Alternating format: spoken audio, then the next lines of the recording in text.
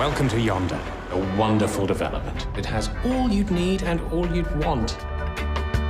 Children. No. That guy was so strange. Yeah. Number 9 again. Did we just do some kind of loop? How if we just... Hello?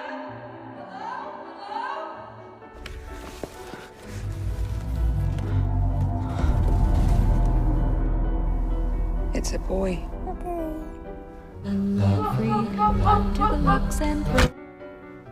Creepy little mutant.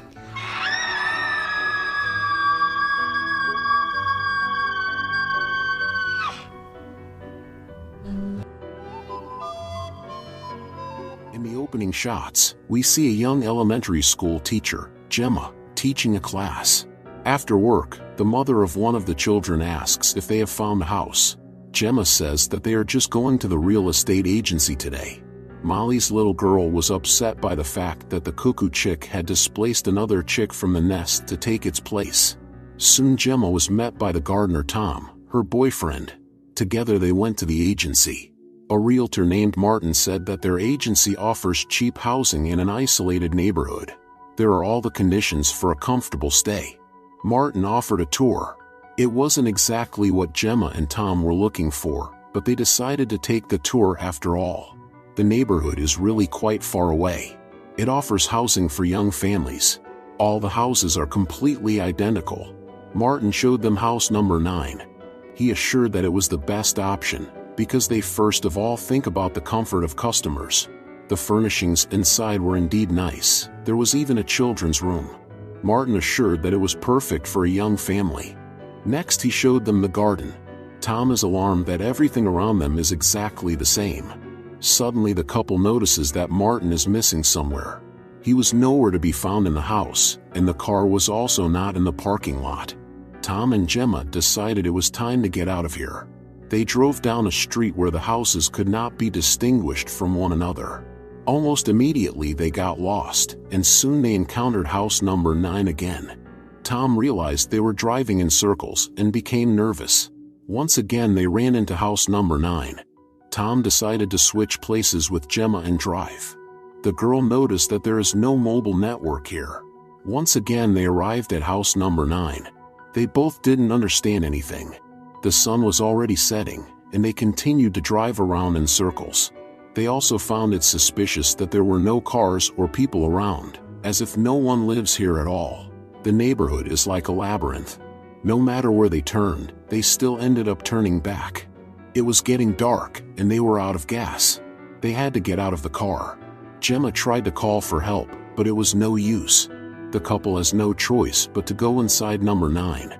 In the refrigerator were the champagne and strawberries that Martin had previously offered them as gifts. Tom noticed that the strawberries were completely tasteless. When they went to bed, Gemma said she had never heard such silence in her life. The next morning Tom decided to climb to the roof. He was shocked to see an endless array of exactly the same houses. He suggested navigating by the sun and going through yards, climbing over fences. That way they have a chance of getting out of here. So they did. They had walked all day and were very tired, and the sun was setting. Suddenly Gemma saw a light in the window. They went inside, but when they saw the open bottle of champagne, they realized that they were back in house number 9. Next to the house Gemma found a box of food and hygiene products. One thing was clear, someone had been here. Tom set fire to the house, hoping that someone would notice them. Gemma and Tom watched the house burn. They fell asleep on the road. In the morning Gemma was awakened by strange noises. She saw a box containing a newborn baby. There was an accompanying note on the box. If they raised the child, they would be released. The couple was shocked. They didn't understand what was going on. Only now did they notice that house number 9 was intact, as if there had never been a fire. They left help written on the roof. The boy already looked as if several years had passed. At the same time, he was talking like a programmed robot. Tom and Gemma were very afraid of him, not understanding what he was. It was the 98th day. The boy is growing very fast. It slowly drives Tom and Gemma crazy. The boy calls her mom, but she tells him not to. No one knows who his parents really are. Suddenly the boy began to squeal, so they had to feed him urgently. All the food here is tasteless, it is constantly delivered in cardboard boxes. Tom and Gemma tried to track down who was bringing the boxes, but they never succeeded. They are convinced that this boy is not really a child. Tom saves cigarettes because his supply is running low. Suddenly, as he threw a butt on the ground, the grass suddenly melted.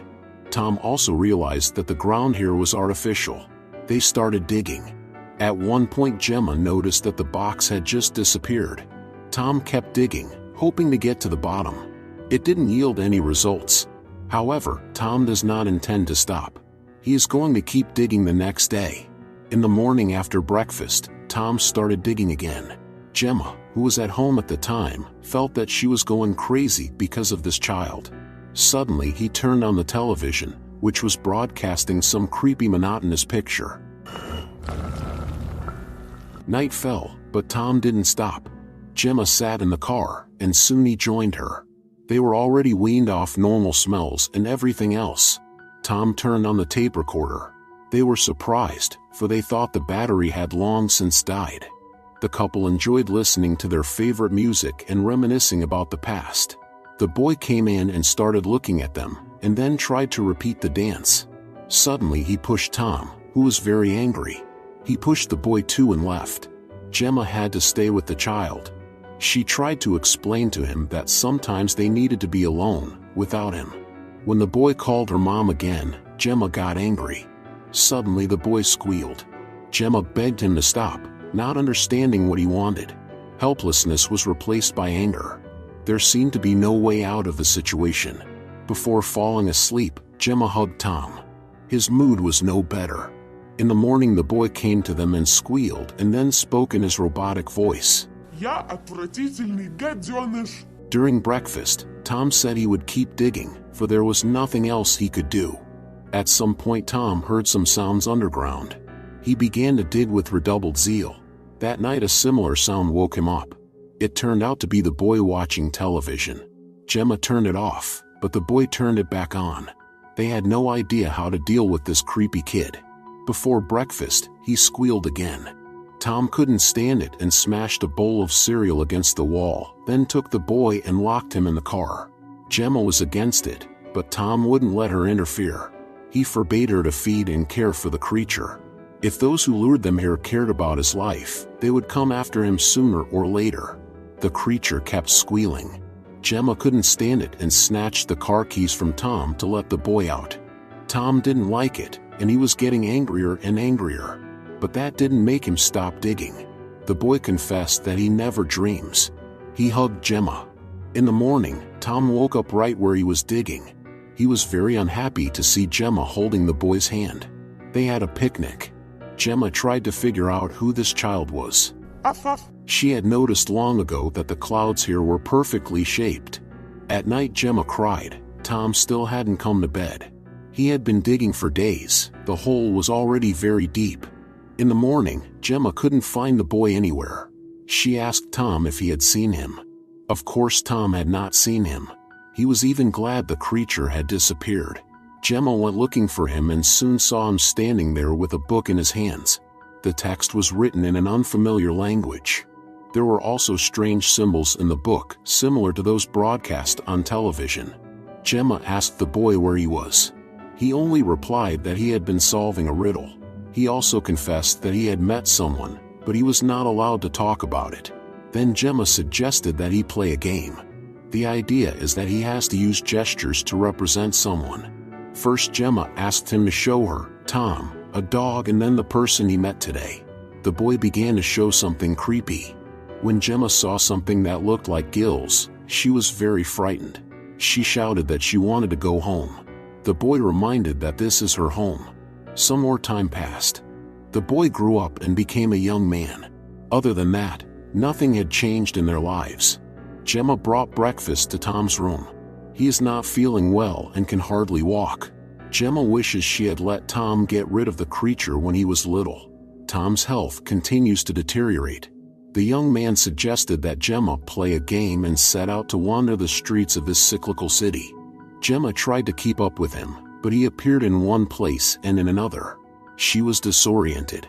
Despite his weakness, Tom continues to dig. It is already dark. Gemma was very tired and sat down to rest. Meanwhile, Tom found remains in the ground. So someone had tried to dig a hole here before him. He immediately climbed to the surface, and Gemma got lost. She called out for Tom, but he couldn't find her because of the fog. They both wandered and tried to walk at the sound of each other's voices. Suddenly, Tom felt even worse and lay down right on the road. Finally, Gemma found him and took him into the house, but the door was locked. Gemma asked the creature to let them in, but it did not react. They had to spend the night in the car. In the morning, Tom began to have a fever. Not knowing what to do, Gemma begged the creature for help because Tom needs a doctor. But the young man was not going to help them. Gemma was powerless to do anything. She didn't move away from Tom, hugging him. They both missed the wind and all the sensations they had never paid attention to before. They began to remember how they had met. All that life is in the past. In the present there's only a nightmare waiting for them. Suddenly Tom stopped talking. When Gemma realized that he had passed away, she wept bitterly. In the evening, the young man brought a box containing an airtight bag. Gemma was horrified. Having done all that was necessary, the creature dumped the sack into the hole. Gemma could not stop crying and sat in the car until morning. When she noticed the creature leave the house, she began to watch it.